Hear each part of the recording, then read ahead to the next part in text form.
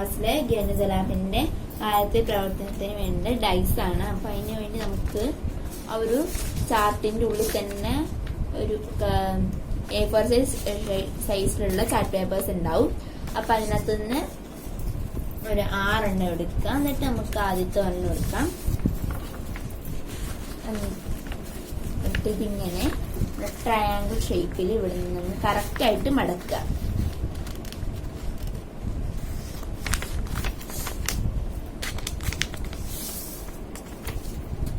എന്തിനാന്ന് വെച്ചാൽ നമുക്കിതൊരു കറക്റ്റ് സ്ക്വയർ ആയിട്ട് കിട്ടാൻ വേണ്ടിയാണ്. ഇനി നമുക്ക് ഈ എക്സസ് ആയിട്ട് നിൽക്കുന്ന പോർഷൻ കട്ട് ചെയ്ത് മാറ്റാം.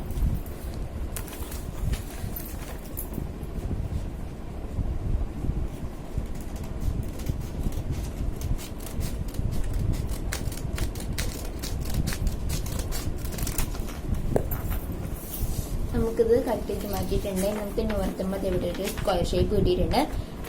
നമുക്കിത് ഈക്വൽ ആയിട്ട് 3 പീസസ് ആയിട്ട് ഡിവൈഡ് ചെയ്യണം.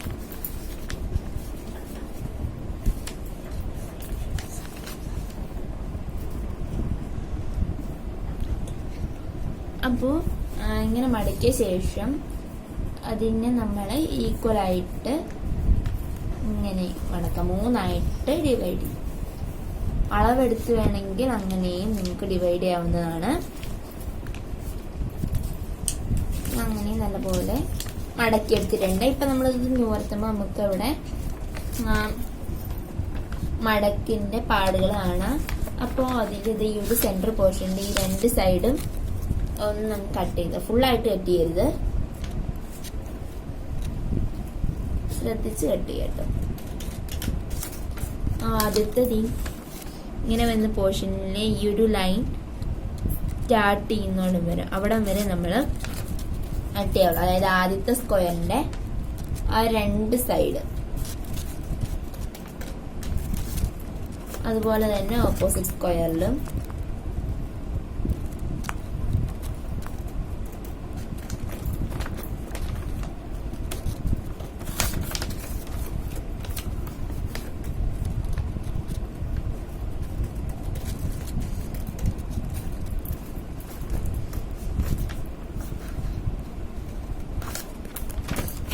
എന്നിട്ട് ഇത് ഉള്ളിലേക്ക് ഒന്നും കൂടെ നിന്ന് മടക്കി കൊടുക്കാൻ ഇച്ചിരി കൂടെ ബലത്തിലിരുന്നോളും. ബാക്കിയുള്ള നമ്മുടെ സൈഡിലത്തേതെല്ലാം അപ്പുറത്തെ വശത്തേക്കായിരിക്കും ഉണ്ടായിരിക്കും. അതും കൂടെ എന്തെങ്കിലും ഉള്ളിലേക്ക് മടക്കി കൊടുക്കാം. എന്നിട്ട് അത് നിവർത്തിയ ശേഷം ആദ്യത്തെ ഒരു സൈഡ് ഉള്ളിലേക്ക് വെച്ച് ഗം അപ്ലൈ ചെയ്ത് ഒട്ടിച്ചെടുക്കാം.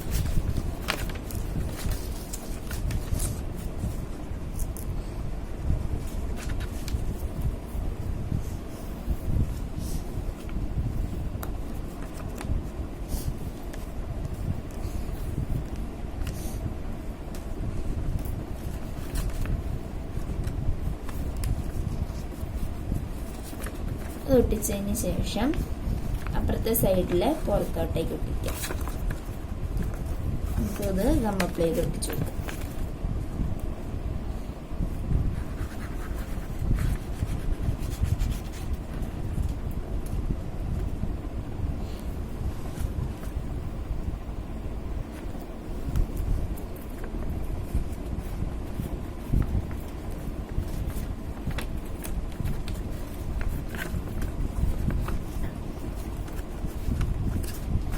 ആദ്യത്തെ എണ്ണം പുറത്തോട്ടേക്ക്, ആദ്യത്തെ എണ്ണം അകത്തോട്ടേക്ക് ആയിട്ടാണ് ഒട്ടിക്കേണ്ടത്. ഇനി നമുക്ക് അതുപോലെ തന്നെ ഓപ്പോസിറ്റ് സൈഡിലേയും ഒട്ടിച്ചെടുക്കാം.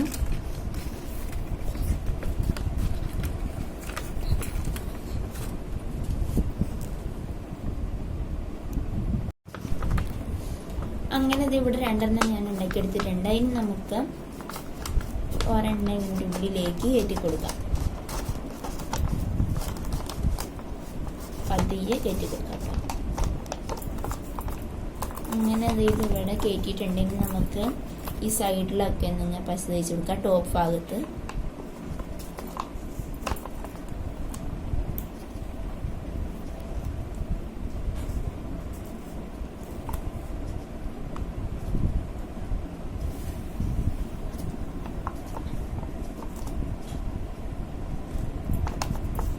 ഇതുപോലെ 3 എണ്ണം ഉണ്ടാക്കിയെടുക്കുക. ഒരെണ്ണം രണ്ടെണ്ണം ഒരേ കളറിലും ബാക്കി ഒരെണ്ണം വേറൊരു കളറിലുമാണ് നമുക്ക് ചെയ്യേണ്ടത്.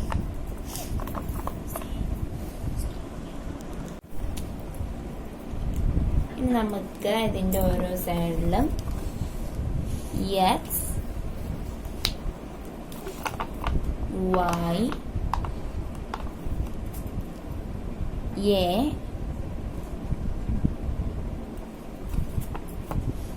2 3 5 ഇത് എഴുതി കൊടുക്കുക. എക്സ് വൈ എ 2 3 5 ഇത്രയാണ് ആദ്യത്തെ ഒരു ബോക്സിൽ എഴുതേണ്ടത്. അതുപോലെ തന്നെ നമുക്ക് രണ്ടാമത്തെ ബോക്സ് ഇനി ഒന്നും നിർമ്മിച്ചെടുക്കാം.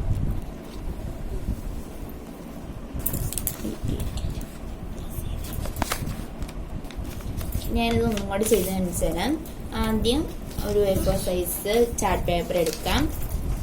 എന്നിട്ട് അതിനെ ഇങ്ങനെ ട്രയാങ്കിൾ ആയിട്ട് മടക്കിയതിന് ശേഷം എക്സസ് ആയിട്ട് വരുന്ന പീസ് കട്ട് ചെയ്ത് മാറ്റാം.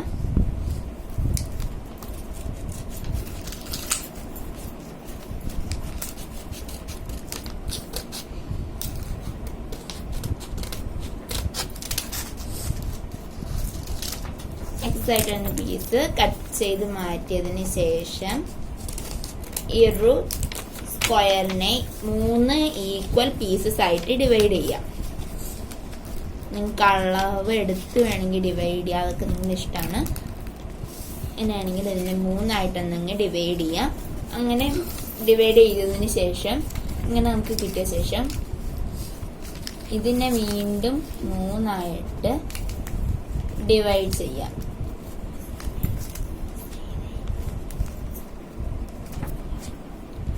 ഇനി ഇങ്ങനെ കിട്ടിയ ശേഷം ആദ്യത്തെ ആ ഒരു സ്ക്വയറിന്റെ 2 സൈഡും പതിയെ കട്ട് ചെയ്ത് കൊടുക്കാം.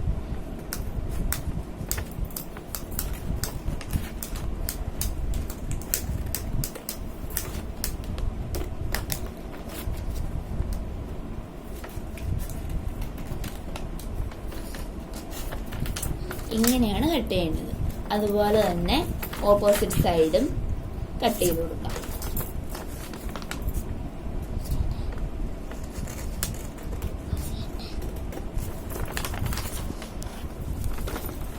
ഇങ്ങനെ മടക്കിയ ശേഷം ആദ്യത്തെ ഒരു പീസ് എടുത്ത് ഉള്ളിലേക്കും അപ്പുറത്തെ ഒരു പീസ് എടുത്ത് പുറത്തേക്കും വെച്ച് ഗം അപ്ലൈ ചെയ്ത് ഒട്ടിച്ചു കൊടുക്കാം.